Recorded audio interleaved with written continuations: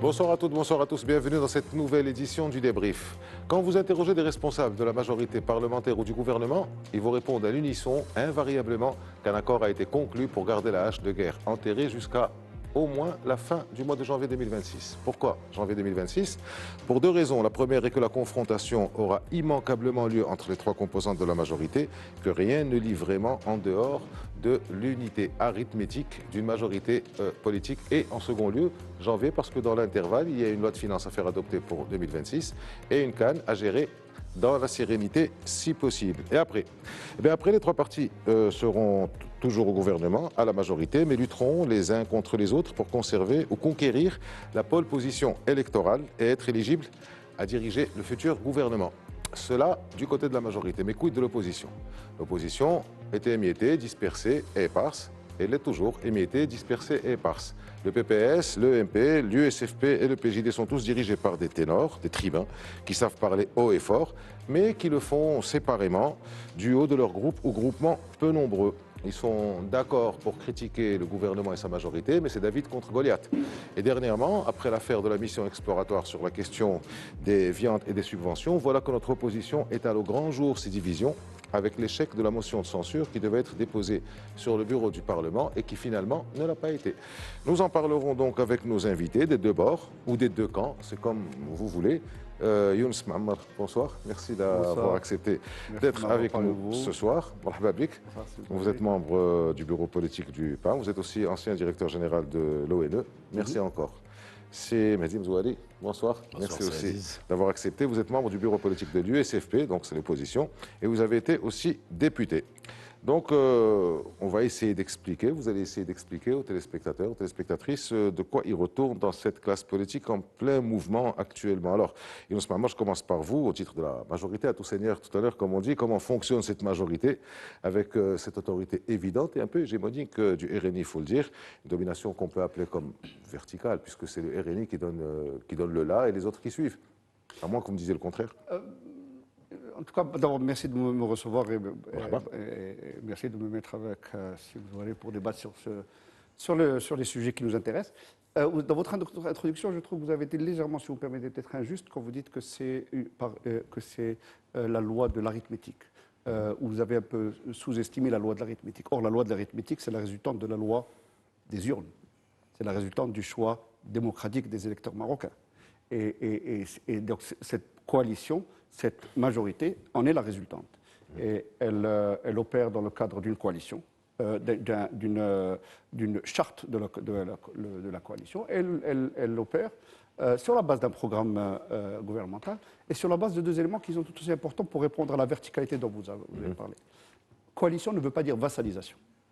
Par contre, pour être au diapason de notre Constitution, il y a une majorité, il y a un chef de gouvernement. Quand il y a des arbitrages, c'est le chef du gouvernement qui arbitre. Donc ce n'est pas une verticalité, c'est un respect à la lettre de l'esprit de la Constitution et du respect de nos électeurs.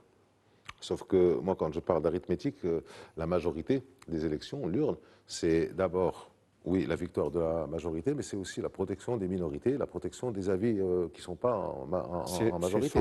Sans doute, vous offrez-nous cette hypothèse, sans doute la résultante du programme gouvernemental commun qui a été la résultante de la coalition que nous formons. On pourra en parler du programme gouvernemental parce que pendant la campagne électorale, il est vrai que tous les programmes électoraux se ressemblent plus ou moins, mais enfin bon, c'était pas véritablement. C'était pas vrai, enfin, on n'aurait pas pu prévoir une coalition comme ça, sauf peut-être suite aux résultats, où il y a une cohérence, il n'y a pas de problème, cohérence même au niveau régional, au niveau communal. Après, pour le reste, on en parlera. Une réaction à ce qui vient d'être dit, merci Aziz d'abord de nous avoir invités. Je suis très ravi de retrouver Younes. Là, je pense que je voudrais un petit peu répliquer sur votre introduction par rapport au jugement donné, peut-être opposition, sur l'opposition, que je trouve très, très logique. Parce que dans un système démocratique, une majorité doit être qu'une seule majorité, parce qu'il est, bien sûr, il y a des cahiers de charges, il y a un programme gouvernemental, il y a une ligne conductrice de politique publique, etc. Mais rien n'empêche à ce que l'opposition soit des oppositions.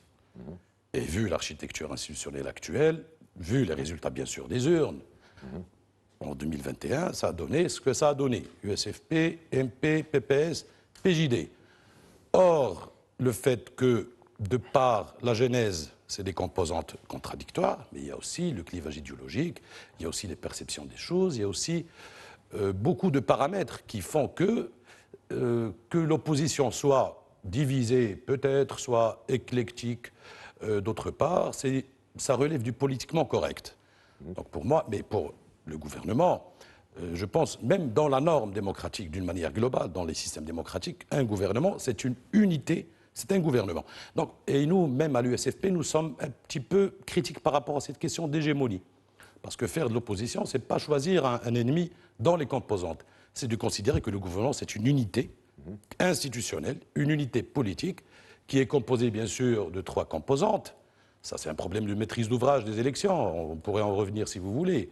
C'est un malaise aussi de notre démocratie, parce que avoir sur la donnée arithmétique cette grosse majorité et cette petite opposition qui nous prive même des droits constitutionnels, notamment la constitution de commissions d'enquête, la difficulté d'être dans les instances pour pouvoir contrôler et surveiller le travail d'action. Là, je parle des commissions d'enquête parce que ça nécessite le 1/3 des députés. Oui. Je ne parle pas de la motion de censure et on va en revenir. Oui. Ce qui fait que nous sommes dans une approche de juger une entité.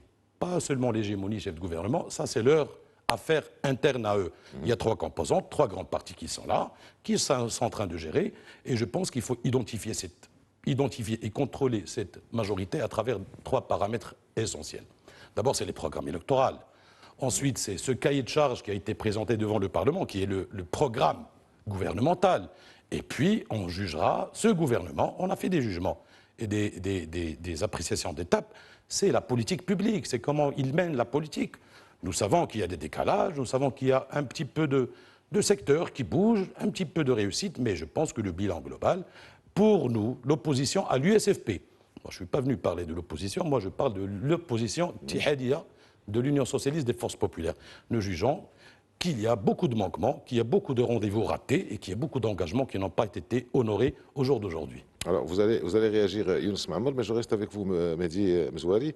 Quand vous dites ça, OK, nous avons donc une majorité des oppositions, c'est ce que vous dites. Et si Younous Mahmoud parle de la majorité en tant que majorité cohérente et homogène. Très bien. Donc, nous avons une majorité cohérente et homogène de 270 sièges. Il en reste exactement 125 pour l'opposition. Donc ça veut dire une moyenne de 25 à 30 par parti. Beaucoup moins que ça, parce qu'il y a des composantes qui sont avec la majorité, mais qui ne sont pas dans le gouvernement. Il y a des partis qui sont ralliés à la majorité, mais qui ne sont pas dans le gouvernement. Donc nous sommes à peu près 97 à 98. Alors comment vous faites pour vous opposer face, j'ai dit, David contre Goliath. On s'oppose comment? Je vais vous donner un exemple, par exemple. Moi, je vais citer récemment, il y avait le vote sur une loi organique très importante, qui est la loi sur le droit de la grève. Naturellement, une opposition, et c'est une opposition. Avoir la sensibilité ouvrière ou pas, mais tu es dans une opposition constructive, là où tu peux débattre, tu peux contrarier des textes, des directives, etc. Il y a un parti dans l'opposition qui a voté pour cette loi. Voilà un exemple. Un deuxième exemple. Si demain nous sommes... Vous parlez de l'UC du MP. Du MP, d'accord. Du MP qui est une composante importante de cette opposition. Demain, quand nous aurons sur la table la Moudouana de la famille, nous savons d'emblée que nous allons être des oppositions. Parce que rien ne nous lie, par exemple, avec le PJD dans cette question. La question du code pénal demain. Nous considérons que il y a un travail qui se fait, il y a des avancées importantes sur ce chantier, notamment sur le code de la procédure. Nous avouons ça, en toute responsabilité. Mais nous considérons que notre plaidoyer, en tant que parti progressiste et moderniste, n'a rien à voir avec un plaidoyer conservateur qui est à côté, dans l'hémicycle, qui sont à côté de nous, qui sont ralliés à l'opposition organiquement. Mais politiquement, il n'y a rien qui lie l'USFP, par exemple, à une composante conservatrice qui est le PJD. Donc ce qui fait, moi je considère qu'on est dans la normale.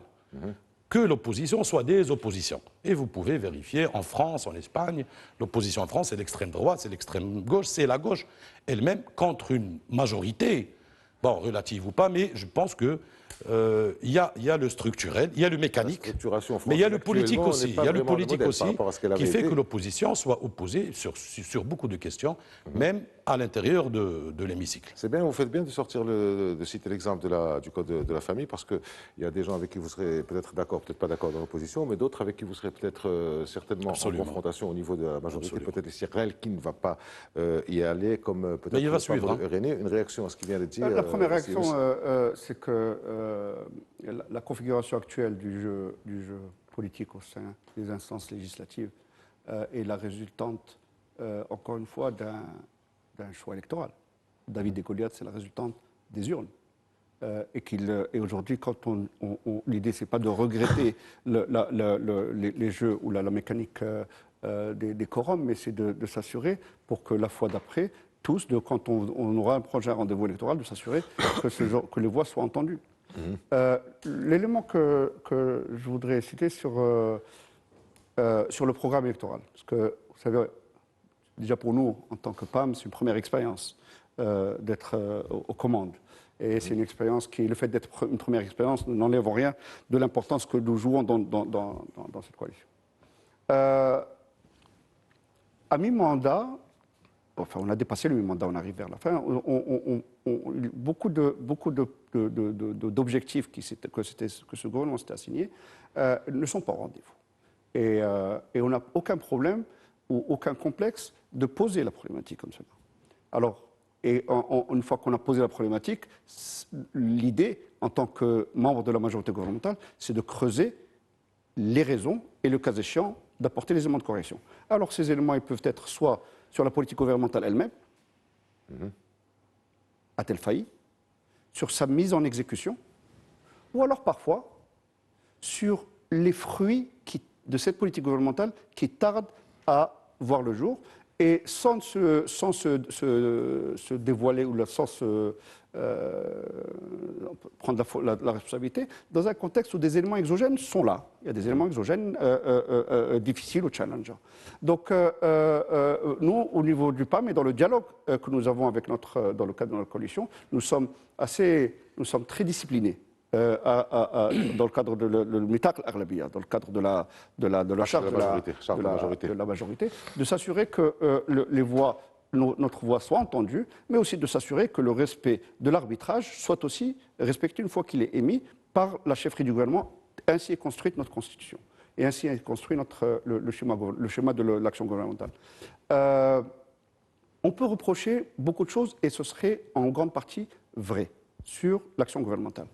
Mais une chose qu'on ne peut pas lui reprocher dans un contexte où finalement la polarité idéologique n'existe plus, en tout cas du temps de nos parents, peut-être du temps de notre jeunesse et du temps de nos parents, c'est que la capacité de ce gouvernement à exécuter, à livrer. Alors, délivrer plutôt, livrer et délivrer. Alors, bien entendu, ça porte ses challenges. On a délivré sur le code de la grève, qui est un document qui est resté en léthargie pendant quelques années, pendant 40 ans. Sur le code de la procédure pénale, idem, si ce n'est plus. Donc il y a une capacité qu'on ne peut pas, sur la connexion des bassins hydrauliques pour la partie de la problématique hydrique. Mais il faut voir ça avec beaucoup de sérénité. Il y a des challenges, il y a des challenges dans l'exécution du programme gouvernemental, il y a sans doute des challenges aussi ou des choses à améliorer dans la gouvernance, et nous le voyons avec beaucoup de sérénité. L'affrontons sans complexe et en posant le doigt sur les problèmes. C'est finalement comme ça que nous concevons le jeu démocratique. Dans un contexte aussi, il faut le dire, et ce n'est pas propre à notre pays, c'est propre à la tendance mondiale, où la dictature du TikTok s'impose et sur laquelle il faut être vigilant pour préserver et le jeu démocratique de notre pays et la dynamique de développement que nous menons avec ces challenges. Vous savez, c'est les nouvelles règles du jeu dans le monde entier, la dictature du TikTok ou de l'Instagram. Avec deux nuances, oui, avec deux nuances importantes. C'est les nouvelles règles du jeu. Non, avec deux nuances importantes. La première nuance, c'est que lorsque nous avons une population, ou une jeunesse notamment, où le seuil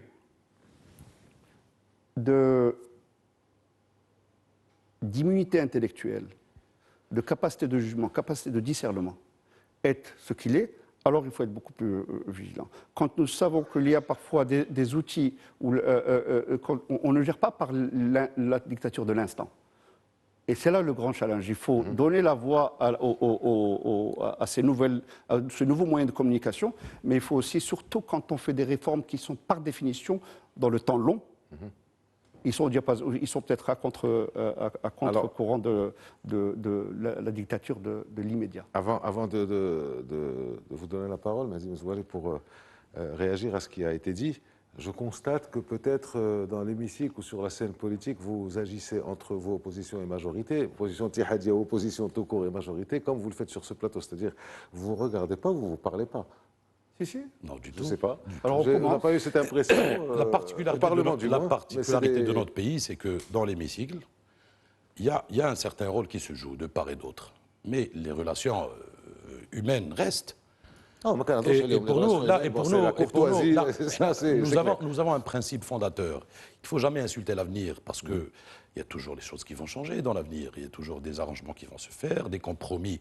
Moi, je parle de compromis vrais, politiques, pas de compromis en dessus de la table, etc. Moi, je pense que je suis tout à fait d'accord sur le point conjoncturel que Sioun avait soulevé, sur les réalisations qui ont été faites. Moi, je pense que... je cherche une réponse à une grande question. Quel est l'impact de tout ce que déclare ce gouvernement sur la vie quotidienne des Marocains, sur tous les aspects de la vie? Parce que pour moi, en toute responsabilité, je pense que ce gouvernement a failli la grande défaillance, et dans même sa genèse, qu'il avait soulevé comme un grand slogan, c'est l'État social, par exemple. Et je pense que, excusez-moi de le dire, le chef du gouvernement et les gens qui sont en charge de ces départements affichent toujours la donnée financière, que c'est la première fois que nous arrivons à remplir cette enveloppe dans le dialogue social, mais ça ne se fait pas comme ça. Il faut voir le ressenti, le moral des Marocains, comment il est, la vie quotidienne des Marocains, comment il est.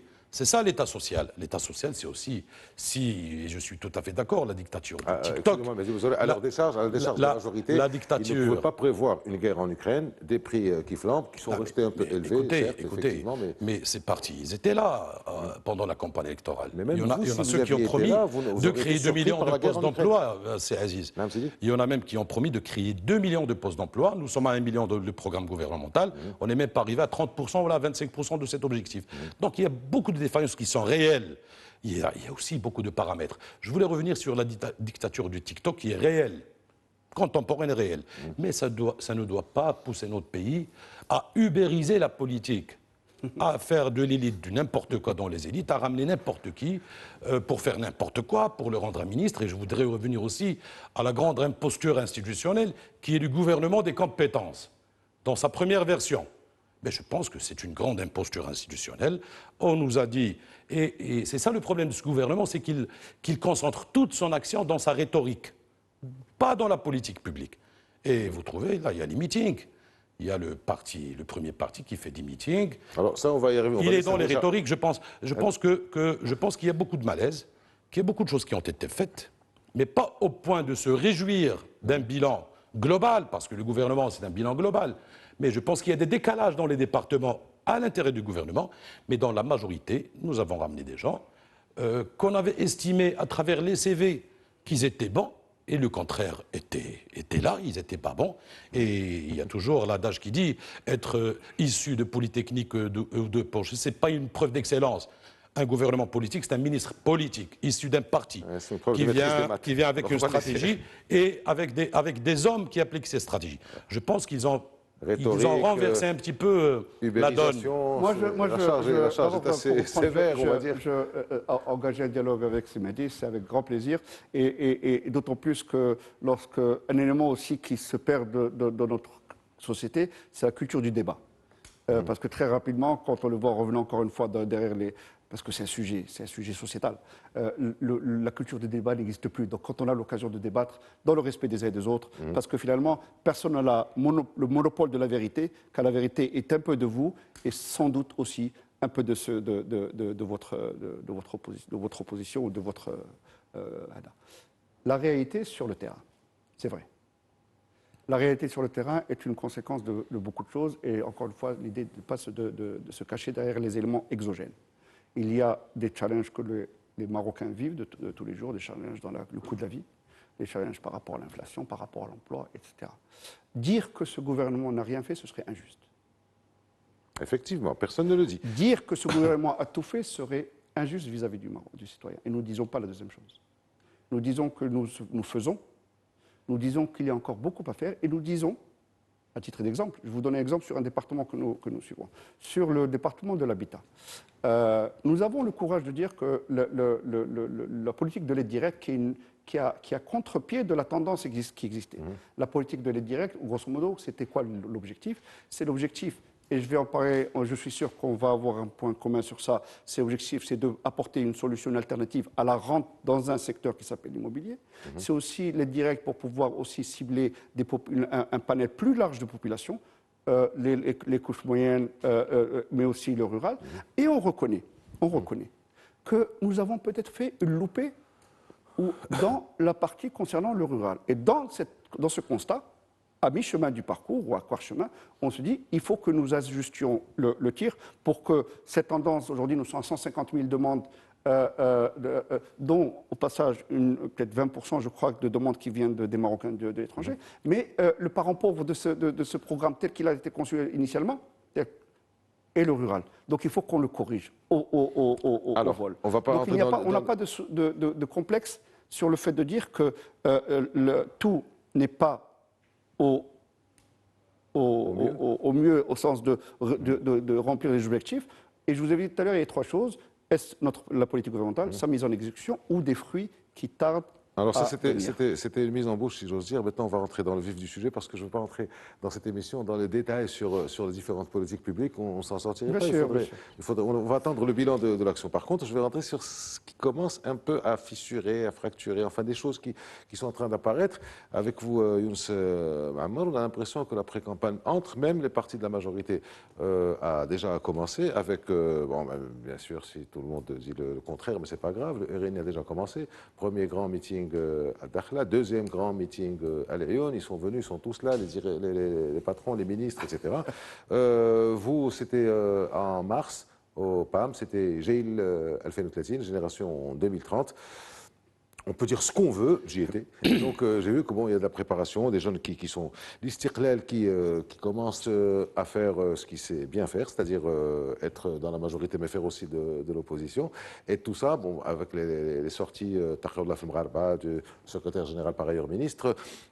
Qu'est-ce que vous avez comme commentaire à faire à ça? Vous allez encore dire qu'il n'y a pas de problème, que tout va très bien, que... ce n'est pas de l'angélisme. Ce n'est pas parce que c'est une nouvelle expérience pour nous que nous sommes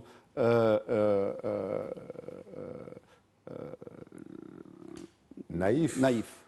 Il y a une coalition, nous sommes disciplinés sur le schéma de la coalition gouvernementale. Nous ne sommes pas en campagne parce que le mot campagne est un mot qui est codifié par la loi. Est-ce que nous sommes en communication politique? Bien entendu. Disons en préparation électorale à CGUS. Mais la préparation électorale, pas en campagne. C'est vrai que campagne, c'est codifié. La campagne est codifiée. La préparation électorale se commence le premier jour, le lendemain des urnes de 2021. Quand on dit Gilles 2030, génération 2030, une génération, c'est 10 ans. Une génération se prépare. Il faut écouter.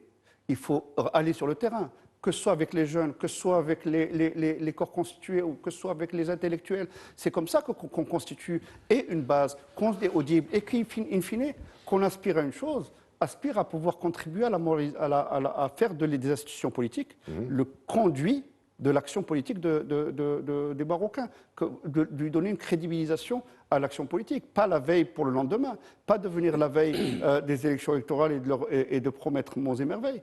Or, on le fait de manière vigilante sur deux choses. Première chose, c'est que nous le faisons avec sobriété. Le Marocain est un homme sobre. Nous le faisons aussi par une vigilance presque dictatoriale sur le fait que, par exemple, lorsque nos ministres vont sur le terrain, ce sont des ministres du gouvernement de Sa Majesté. Et quand ils finissent leur mission de ministre, ils posent leur habit de ministre, ils remercient leur staff de ministre et ils vont rencontrer avec leurs militants, avec leurs camarades, les militants du parti. Donc c'est un exercice qui est très difficile parce qu'il y a parfois des confusions de genre. Et nous le faisons, le fait de la communication politique, nous n'avons aucun complexe. Nous sommes ici dans le cadre d'une communication politique. Écoutez, je vais vous poser une question précise.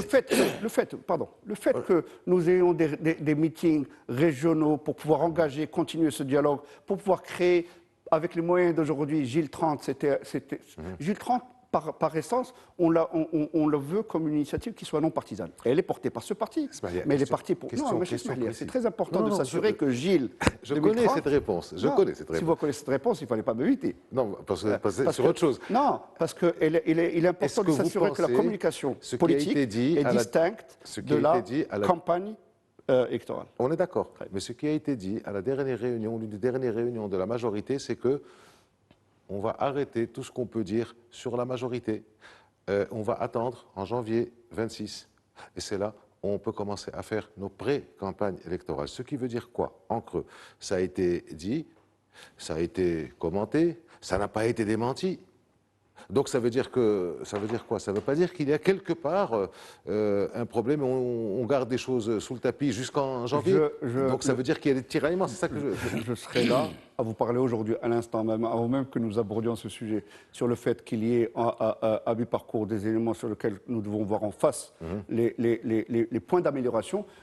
Je serai en porte-à-faux par rapport à ce que vous dites. La réponse est qu'il n'y a pas d'omerta. Et nous n'imposons pas une omerta, nous imposons une obligation de vigilance ou de cohésion au sein de la majorité gouvernementale. Le gouvernement est assez grand pour pouvoir se défendre et les partis dans leur démembrement continuent à faire leur action politique et leur communication politique sur les points que nous avons cités. Il n'y a pas d'antinomisme. Très bien, très bien. Moi, je pose des questions, vous répondez. Alors, Mazim Zouari, on revient... Oui. Si vous permettez, je voudrais un petit peu interagir par rapport à cette question. D'abord, le terme unité, s'il est toujours affiché ou déclaré de par cette majorité, moi, je pense que c'est en lui-même, c'est un signe de malaise.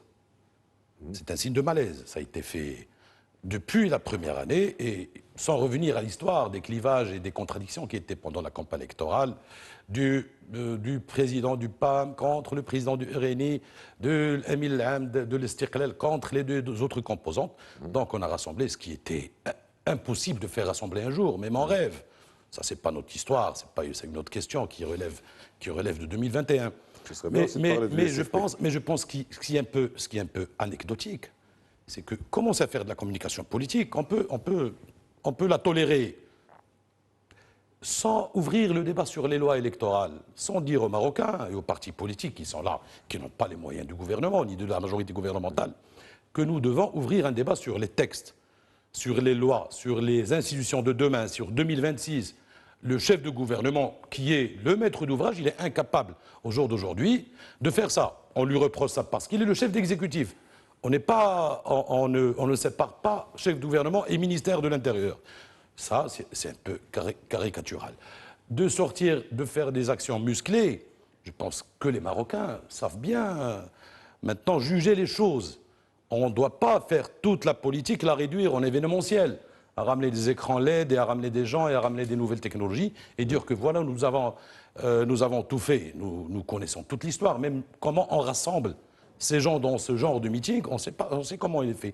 Ce qui fait, je crois que dans les composants de la majorité, personne n'est en mesure de faire de la morale, une leçon de morale à l'autre. Je pense qu'ils sont dans la responsabilité d'abord de venir aux côtés des partis, au moins les partis qui sont représentés au Parlement, et de poser l'agenda, l'échéancier électoral, l'agenda électoral, les lois et les textes, pour les voir à une distance qui est quand même un petit peu serrée. Nous sommes à 1 an et quelques mois des élections législatives prochaines. Il y a même des composants de la majorité qui parlent de garder les élections toutes rassemblées, faire des réformes dans la loi pour garder les communales, législatives, régionales en même journée. C'est la formule magique de Covid qui a séduit quelques-uns. Et je pense qu'il y a toujours un décalage. Je pense que les gens doivent être un petit peu responsables par rapport à ça. Parce qu'il faut quand même en arriver à l'USFP aussi. De poser sur la table les vrais dossiers de la démocratie, les vrais dossiers des élections. Pas l'événementiel, les initiatives, on n'est pas contre. Nous aussi, on fait des initiatives par rapport à ça. Oui, deux points.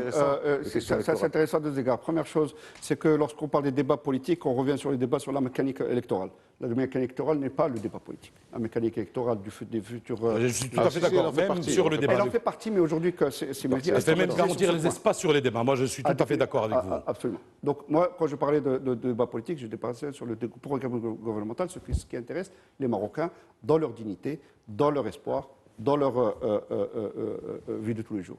De pas avoir, l'un ne peut pas faire la morale à l'autre, je crois que c'est aussi injuste. Nous n'avons aucune honte à être fermement au fait de d'une campagne de moralisation de la vie publique au sein de notre parti. C'est un parti qui est jeune, comme la majorité des Marocains, qui a une adolescence turbulente, comme beaucoup de Marocains aussi, mais qui impose avec sans complexe les besoins d'une moralisation et en y donnant un exemple. À l'intérieur et aussi dans son action. Quand je disais une action de sobriété, je pense que l'action de sobriété, c'est ce qui répond, c'est ce à quoi les Marocains sont sensibles. Et nous y sommes. Juste une remarque à laquelle vous n'allez pas répondre, c'est quand même votre ancien secrétaire général, c'est Abdel Fouabi, ministre de la Justice, qui a insisté pour bloquer le droit des associations à aller ester en justice contre des élus. Alors ça, oui. Voilà. Ça c'est un point très important. Et c'est un point, je suis content que je vous remercie de l'avoir. Il faut parler de l'USFP. Je sais que vous allez vouloir répondre, alors vite s'il vous plaît, parce qu'il y a un débat sur l'USFP à mener aussi. Allez-y, allez-y. Je sais que vous n'allez pas laisser passer ça. Non, je ne peux pas laisser passer. Je ne peux pas laisser passer, d'autant plus qu'il y a aussi. Rappelez-vous, tout à l'heure, on a dit que nous sommes dans un monde un peu de la dictature de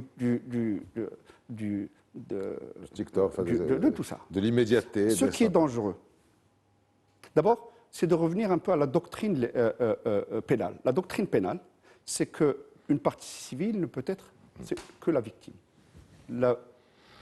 S'il y a un accident de la circulation, si une voiture renverse une personne, vous, un passant, ou là, vous, assis dans un café, vous ne pouvez pas vous constituer comme partie civile. Par contre, si vous êtes doté des outils nécessaires, vous êtes en mesure de pouvoir sensibiliser, accompagner la victime, la sensibiliser, lui montrer où frapper, à quelle porte pour pouvoir se constituer partie civile.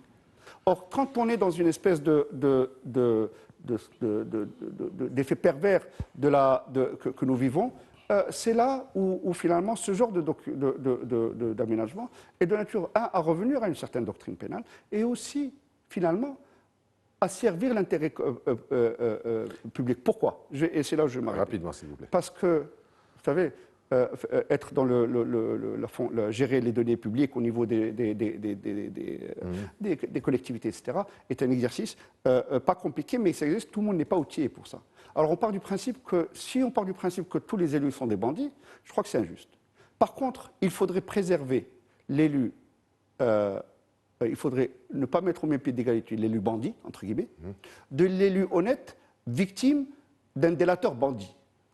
Et c'est un peu l'esprit. Donc s'il y a ça pervertit la notion. Non, ce qui est pervertit la notion de présomption d'innocence. Bien entendu. Et ça réduit aussi de l'impact de la loi qui va contre le délateur bandit. Mais pas du tout. Bien au contraire. Alors, parce que on va pas faire le débat, vous et moi, mais avec lui, les associations.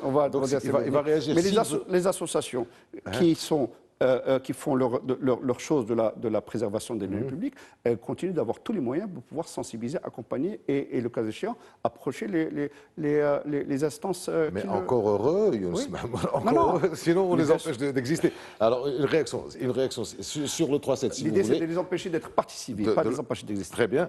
Mais je voudrais aussi venir sur cette question de motion de censure. Vous réagissez rapidement sur le 3-7.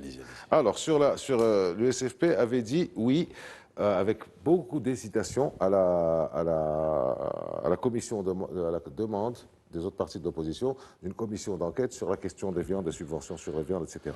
L'USFP était la dernière à se joindre au mouvement de l'opposition. Et puis, l'USFP, dernièrement, a refusé de se joindre à la commission, à la motion de censure. Allez. Alors pour la première chose, cette commission d'enquête, l'USFP a été rapproché comme par l'opposition pour pouvoir faire une action politique qui nécessitera, bien sûr, sur le plan réglementaire, le 1/3 des signatures des députés. Bon, il fallait faire un acte politique. Sachant que ce débat a été provoqué par un membre de la majorité, qui même au sein de la même majorité sont contradictoires par rapport aux chiffres. C'est la polémique Frakchia. Haddoulad Fraj, Nizar Baraka, puis après Erini, etc. Bon, ce problème, c'est le problème de la majorité. On nous a rapprochés, nous étions d'accord sur le principe, nous voulons un petit peu ajuster le texte qui allait organiser cette question. Les trois autres composantes ont préféré faire eux-mêmes, dans la Starac. Ils ont affiché un communiqué avec les 3 présidents de groupe. Le lendemain, nous étions là, dans l'initiative. Et pour vous dire une chose, c'est un petit peu anecdotique, nous qui seulement nous avons rejoint l'initiative, nous avons donné nos signatures de nos membres parlementaires, nous étions les premiers à pouvoir donner la liste de signatures de tout le groupe parlementaire USFP. Les autres, ils étaient incapables. Eux qui étaient maîtres d'ouvrage de cette initiative, ils étaient incapables de mobiliser leurs signatures. Pas tous, mais il y en a quelques composantes qui étaient dans la difficulté de le faire. Ça, c'est une question. La motion de censure. La motion de censure, d'abord, ce n'est pas la première initiative.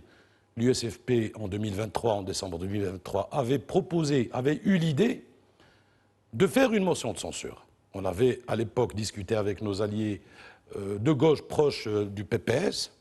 Ils étaient d'accord après une certaine réticence. Pourquoi en décembre 23 une motion de censure? En décembre 23, Parce que c'était le mi-mandat. D'accord. On projetait à ce qu'on le fasse en mars. C'était le mi-mandat du gouvernement, donc c'était l'action politique à le faire.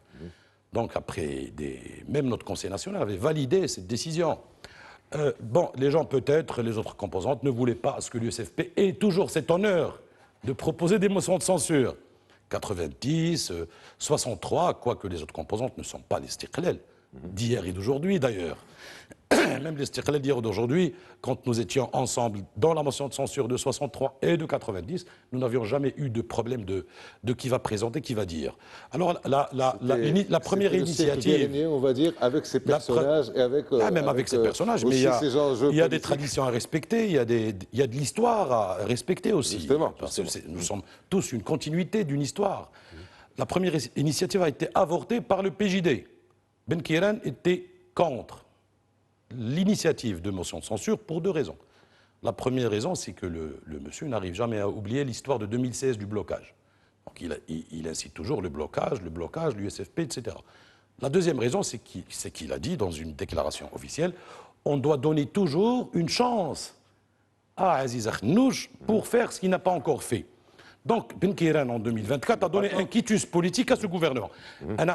Donner une chance, c'est pas donner un quitus. Il a donné un quitus parce que du moment qu'il avait avorté ces initiatives, et c'est fini depuis le temps.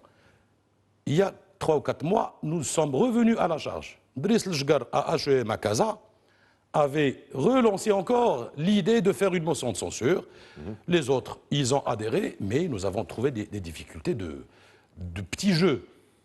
Comment justifiez-vous qu'à l'intérieur de cette opposition, l'USFP est le premier parti de l'opposition, même sur la base de la règle de la proportionnelle, qu'un autre parti, qui est le dernier de cette opposition, dit que c'est lui qui va présenter la motion, à tel point qu'il est venu de dire Andiro le Qur'a. Bon, ils sont revenus après pour dire que, écoutez, on a un secrétaire général d'un parti d'opposition, sur le plan protocolaire, c'est à lui qu'on va donner le fait de présenter. Et vous savez, présenter le document, l'acte de la motion, c'est pratiquement le moment le plus important dans tout le processus. On est resté dans ce débat pendant 4 ou 5 réunions. Et après, on a vu qu'il y avait... c'est une question de forme, finalement, Mazib Zouali. C'est même pas une question de forme. Même la forme connaît une certaine rigueur. Même dans la forme, il y a la rigueur. Mais je pense que la forme n'était pas respectée puisque nous étions, nous, contre les autres composants de l'opposition. Excusez-moi, vous pensez que la question de forme prime sur toute la possibilité de débat qu'aurait ouvert... Cette question doit être posée aux autres, pas à nous, parce que nous sommes déjà le premier parti de l'opposition. C'est nous qui avions préparé même le document. La rhétorique, c'était la nôtre. De la motion de censure, et puis l'initiative, elle était la nôtre. La première initiative et la deuxième. Moi, on a considéré politiquement que c'était pas sérieux et que nous allons encore être dans un débat, moins qu'un débat de forme, dans un débat de « is no good ». Qui va faire ça, qui doit faire ça, c'est l'autre, c'est pas moi. Ils échouent dans un procédé, ils ramènent demain un autre procédé.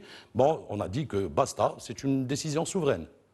C'est une décision souveraine qui a créé tout ce débat, tout ces clivages, etc. Nous sommes capables d'en faire face, mais je crois que la première tentative en mi-mandat, c'était aussi importante. Elle a échoué, celle-là, elle a échoué.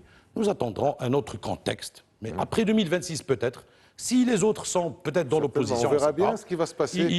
Peut-être qu'ils vont réussir à le faire. Ce que nous voterons, et il faudra voter. Oui, en disant il nous reste 5 minutes. Qu'il le ferait après 2026 et qu'il préjuge que... Moi, je parle des autres, je ne parle pas de nous. Je ne lui espère pas. Préjuge de quoi? Quand il dit qu'il envisagera de le faire après 2026, c'est qu'il préjuge d'une issue des urnes qui ne serait pas nécessairement... On n'a pas l'USFP. Moi, j'ai dit que les autres pourront peut-être réussir à le faire. Par rapport mais nous sommes toujours dans l'espérance d'être dans les affaires. Et c'est l'action politique. En 2026. Il ne peut pas y avoir une action politique sans vouloir être un acteur sans ambition, exactement. Absolument. Par contre, moi, je suis rentré dans la politique au sens des partis un peu tard. Et je suis rentré parce que j'ai réalisé combien que, in fine, c'est par les partis politiques que l'on peut être un acteur du devenir de son pays, apporter une changer les choses, ou contribuer à changer les choses. Et je suis pour une action politique noble. Et comme nous sommes dans les racines de notre pays, pas parce que le PAM a un élément d'authenticité, mais dans les racines que notre pays partage, notamment les racines de l'islam, il y a un élément qui est important, c'est le hajizu lil kamal huwa nafs. L'obstacle à la plénitude, c'est l'ego. Or, quand on voit des débats de personnes et des débats d'ego, ce n'est pas, moi ça m'attriste, parce qu'ils n'élèvent pas le débat politique pour encourager les Marocains, et notamment la jeunesse, de s'inscrire dans ce genre dans ces institutions. Vous parlez de quoi au juste ce qu'a partagé avec nous M. Mehdi à l'instant, in fine, que ce soit des éléments qui sont secondaires à la portée d'une action politique qui soit limitée et qui se retrouve finalement avortée pour des considérations personnelles. Vous, en tant que majorité, ça vous aurait arrangé d'avoir une motion de censure sur le dos? C'est-à-dire que ça aurait ouvert le champ à des débats, à des explications, à des exposés sur la politique gouvernementale. J'étais jeune, mais grâce à YouTube, la beauté des échanges de la motion de censure de Moulta Mastaraqaba de 90. Il ne peut y en sortir pour le pays que quelque chose de bien. Il n'y a pas de majorité sans une opposition structurée, et la réciproque est vraie. Donc je ne me réjouis pas de ce genre de situation. Plus que cela, ça m'attriste parce que la noblesse d'un débat politique, et il y a dans nos partis, et que je vais parler du mien, il y a la vocation à vouloir rapporter une certaine noblesse dans les débats, et c'est parfois tant difficile, parce qu'on est tiré vers des discussions partisanes et parfois des discussions qui ne sont pas nécessairement dans l'optique. Je vous sens quand même tous les deux un peu nostalgiques de cette période de 86. Peut-être parce que nous avons des cheveux blancs, mais il y a quand même la notion de l'engagement. Parce que là, moi je peux l'être, je suis journaliste, mais vous êtes membre de parti politique, donc vous êtes nostalgique. Non, aujourd'hui, quand je dis que je suis rentré, c'est pour incarner, aspirer à contribuer à redonner au débat politique, aux institutions politiques, pas aux jamiat ou pas aux TikTokers, mais aux institutions politiques, aux institutions de la société civile et des partis politiques, toutes leurs lettres de noblesse pour que la jeunesse puisse demain être au rendez-vous et utiliser ces vecteurs. Encore une fois, le jamiat, l'association TikTok et tout ça, ce sont les règles du jeu avec lesquelles le monde entier... Moi je pense sur ces questions. Il reste 2 minutes si vous permettez. Moi, il faut juste savoir réguler les choses. Même sur l'article 3 et 7, il n'a pas empêché les associations de ne pas plaider en partie civile, mais il a régulé toute l'opération, parce qu'il y a beaucoup de choses qui sont très dangereuses qui se passent. Preuve à l'appui, nos députés étaient même victimes de ces associations escrocs. Deuxièmement, je crois que, bon, revenons à cette donnée nostalgique, nous sommes nostalgiques vu que nous sommes la continuité objective et positive d'un mouvement, d'une histoire, toute une histoire d'un pays. Nous ne sommes pas modernisants et nous ajustons le banc de cette période sur ce que nous vivons aujourd'hui. Comment ne pas être nostalgique? Même dans notre famille, on est nostalgique, les parents, les oncles, etc. Je crois qu'il y a un travail à faire sur l'ensemble, nous tous, en tant que composante politique. C'est d'abord se diriger vers l'avenir. L'avenir, ce n'est pas seulement en 2026. L'avenir se calcule. C'est le modèle de développement, c'est le fameux document qui est jeté dans les tiroirs du gouvernement et qu'on n'en cite même pas en référence. On le cite à travers une ligne dans la loi de finances, mais c'est un échéancier qui était clair et que ce gouvernement a choisi de le mettre à l'écart. L'échéance principale au Maroc, c'est pas un événement footballistique. On ne peut pas conduire les Marocains à ce que le Maroc va être un autre pays en 2030.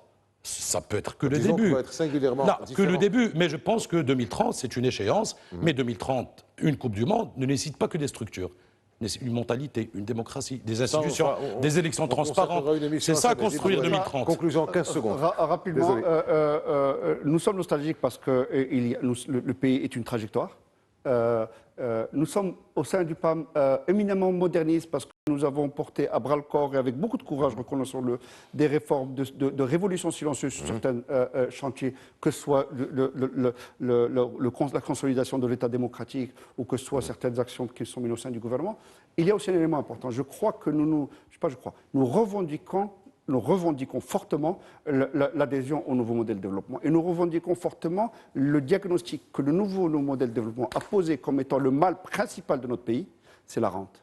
Et demain, nous ne serons pas le Maroc de la Coupe du Monde. Nous voulons être le Maroc de l'école pour tous, nous voulons être le Maroc de la santé pour tous, nous voulons être le Maroc de la dignité, là et nous ferons une émission de l'espoir, de dire sur le gouvernement du mondial qui est la création de votre parti. Du bonheur de nos citoyens. Merci, merci Younes Ma'ammar, membre du bureau politique du PAM. Merci Mehdi Mzouari, membre du bureau politique de l'USFP. Merci à vous de nous avoir suivis et à la semaine prochaine.